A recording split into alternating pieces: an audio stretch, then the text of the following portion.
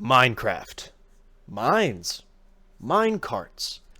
Minecarts are part of maybe some of the most fundamental aspects of the game, but unfortunately, not everyone knows how to bring out their full potential. But not you, oh viewer. For today, I have for you one of, if not the best, minecart intersections in vanilla Minecraft. Whether you're looking to do three-way intersections, or four-way intersections, or even if you're looking to just go straight through, this has got to be one of the best and most well-built circuitry for handling minecarts I've ever seen. Now, I can't take credit for the original design of this build. The original design is by, it's the brainchild of one Maizuma Games, who's an absolute genius in terms of rail systems and Redstone in general. So I'll have a link to his channel in the description. Definitely go check him out if minecarts are your thing. Let's see. Now, as you could see while I was going around in here, if we click any of these buttons, that is the color of the rail line that we'll get through. So I just clicked orange, I ended up here. If I click blue, I'll end up at blue. If I click yellow, I'll end up at yellow. If I want to go straight through, I click orange, and we're back to orange. This thing is absolutely incredible, and all the circuitry fits pretty much within the footprint of the rail design.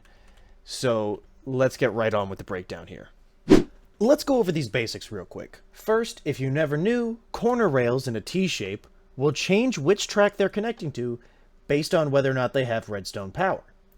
It is very handy for small tracks like this, but in terms of scaling it for multiplayer, it can be a little bit difficult because you can only work with a single track. If you wanted to make an intersection off of this mechanic alone, you end up with this absolute mess I've made over here.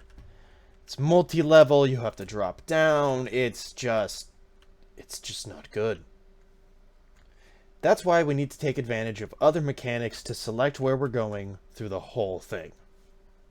So, secondly, we have over here a very, very basic demonstrator of redstone signal strength. If I turn on debug, you can see here it starts at 15 right next to the power source, and as we go along, it drops down 1 per block until we get to 1 here at this lamp. Now, comparators are maybe the most powerful single component in Minecraft. They can give different outputs based off of what they're reading.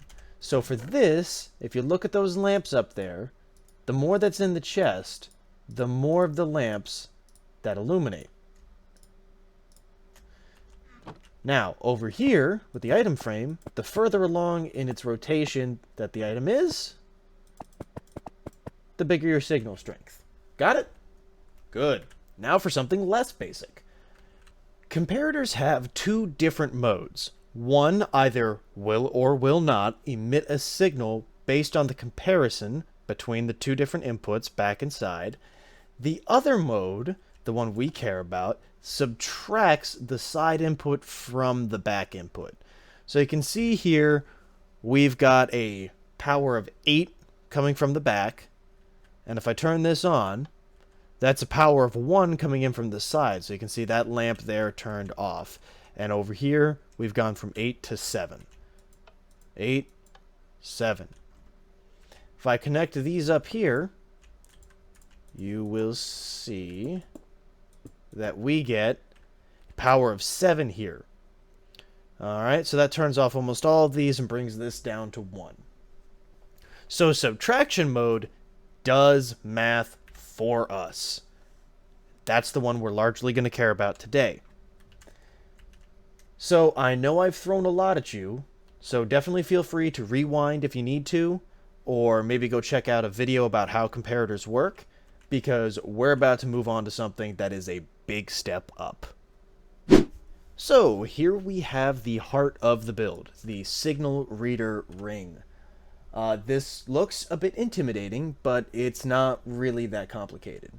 Again, we don't actually have to do any math whenever we use it, because these comparators will handle all of the numbers for us. And you can see here I've got it in 2x2 and 1x1. The difference between them is how many blocks you want in between your rail lines. On my worlds and my servers, I tend to go rail, block, block, rail.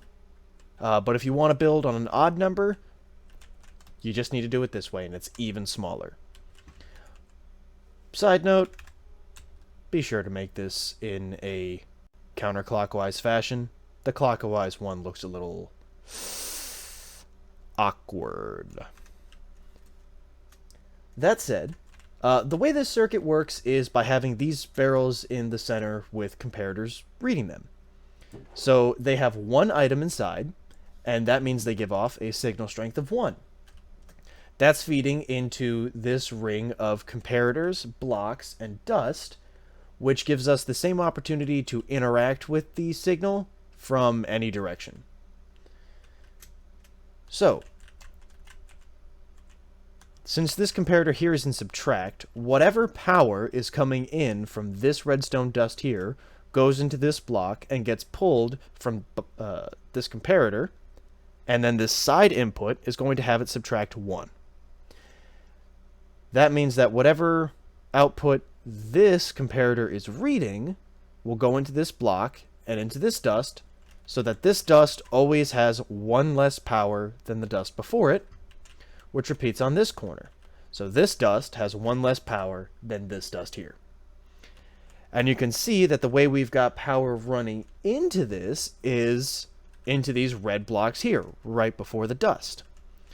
So that whatever power we run into this block goes into this dust, and that's how we're able to select which of these lamps we turn off. So the strength of the signal going in will determine which lamp turns off. All the way at the end, turns off 1, turns off 2, turns off the third one, turns off the fourth one.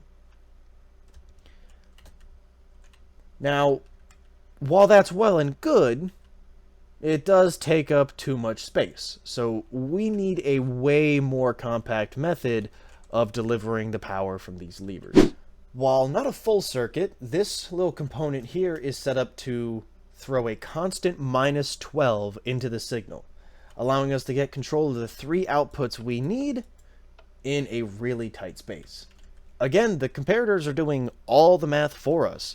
Just a regular reading an 80% full hopper going into a subtract. It's really that easy. Now that we've built the required circuits and slimmed down the inputs, we need a way to send signals down from the player to the circuit. So this configuration for an interface gives us 15 from the green, 14 from the yellow, 13 from the blue, and the orange is actually just here to power these rails. And I'll explain more about that when we actually get around to building the entire intersection. But the blue one simply runs power down through 3 redstone dust, meaning it's at 12 when it hits the repeater. The yellow only has 2, meaning it gets down to 14. And the green, for the strongest strength, is a little bit weird. So it turns off, right? So you have 15 coming into the side here, which is comparing it to a redstone torch of 15. So since 15 minus 15 is 0, that dust is off, this torch is on, and this has 15 power. This is insanely compact to deliver such precise signals, so very, very useful. But now it's time to start putting everything all together. And I've built this little sample here to show you that you can turn off exactly which light you need. So, let's get on with the build. Alright, it's build time. Let's get started. So, your footprint for this build is going to be 16 by 16, which is pretty big, but most of the corners will be empty space, so don't worry about it too much. In the meantime, let's get started. First off, we need the center with our 4 barrels, And each barrel just needs one of any 64 stackable item inside. Can really be anything. There we go. Then, coming out of the right-hand barrel on each one, we will need a comparator. Comparator. From there, you can go ahead and build out the ring, which is going to be a 6x6. And on either side of each corner, right here, you're just going to throw down like so. Then you're going to realize that you've gone one block too far in that direction, like an absolute buffoon, and you'll fix it. Now, redstone dust on all four corners, and then comparator and subtract, comparator, subtract, regular, subtract, regular, subtract, regular. And then what you're going to want to do is put a torch right before each subtract comparator, like that. And that's the signal reader built. Now what we just need to do is go to each side and handle our input. So, comparator, subtract mode, hopper, boom, boom, boom, boom, and boom, redstone dust. And I'll handle the interfaces in a moment, so I'll have to change out my inventory. So we just repeat this on all four sides. Comparator into a subtract. You need 3 unstackable items, and then 2 half stacks. Snowballs can actually only go up to 16, so 8 makes a half stack. And again, it's very important that the one that has a torch is not the one that you're putting the subtract into. The redstone torch ones before the comparators, those are our output blocks. These here, before the redstone dust, these are our input blocks. Very important not to get them backwards. Otherwise, it won't work all that well. Alright, and so we've got that forming.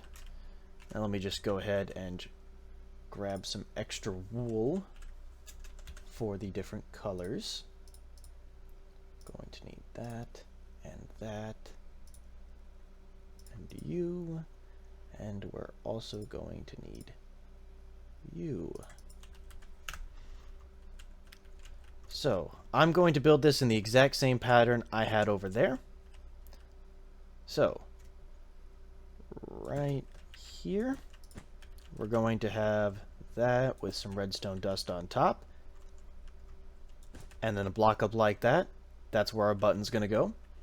And for this one, 2 blocks, get a diagonal, throw a torch under the diagonal, comparator in subtract mode. Connect it up with some dust, put another block there, more dust on top of it, and a torch there. For the orange one, you just need to put that there. And for the green, that's your input there. And the blue is just a block. These 2 blocks below it diagonally. And we're done. And I will say, now that we've got this in place, these iron blocks here are the height of your rails. These are the blocks your rails are going to go on. So all of the redstone is supposed to fit in these 3 blocks below those. Alright? So make sure you're digging down enough when you build the intersection. Now, I'm going to very quickly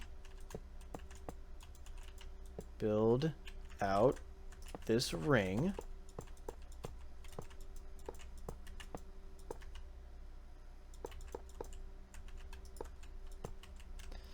And you can already see here that the rail platform is taking shape.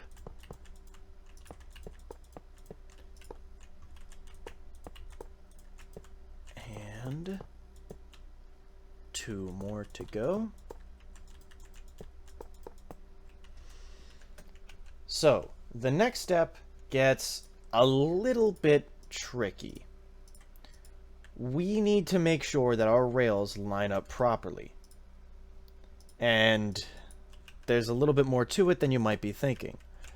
Remember, one of the main ways that this system works is by manipulating the way that unpowered or powered corner rails change their alignments. However, depending on which direction you're facing, the rails may have different defaults. And the only way you're going to be able to test that is by powering and depowering each of these corner rails just to be safe. Now this configuration right here, this is how we need all of our rails to be in our corners by default. So what I'm going to go over here and do is break this torch and power it. Power this one and depower. So we can see that no matter what power comes in or out, the default will stay the same. Now I'm going to depower and power like that. Alright, so this one needs power in order to be in the correct position. So we're going to go underneath here and we're going to power it with a lever. And it's like that. Now you'll see this one has power for the circuit, but needs to not have power. So what we're going to do is just invert it by putting the torch on the side of the block instead, going up another block, and redstone torch on the side. Perfect. Now we can see that this one needs power to have the correct orientation. So we'll put a lever on and power it, and that one's good. And just one more. Alright, now you can already see, same thing as before. We're going to put the torch on the side, lock up, torch on the side. Lever. And it's right there. Sometimes they just need to be updated. They don't actually need their power state to be different from what it looks like. So make sure you're always checking that it's got the result you need. And that is really a huge chunk of the control system done. Let's see here. Now, the one unfortunate part about this is which rails need what type of power or unpowering will change pretty much every single time you build this thing. So it's a little tedious, but once you get the hang of it, you can see how quickly it goes. Alright, now I'm going to go ahead and copy the interface for the other 3 sides real quick. So be right back. Alright, so I have gone ahead and built the interfaces on the other 3 sides, and with one exception, they are all color-coded. So if I go ahead and put the minecart here, and I push the green one, boom, it goes to the green wool. If I push it here and have it go to the yellow wool, bam. Blue, orange, gets a little rough because of that interaction. But yeah, so you can see that that works from all 4 directions. Now, you may notice that one of these buttons is wooden while the rest are stone. That is because of an unfortunate little trick of momentum. So if I put this minecart here, and I want it to go the furthest option and do the turnaround, without a player in it, it will get stuck.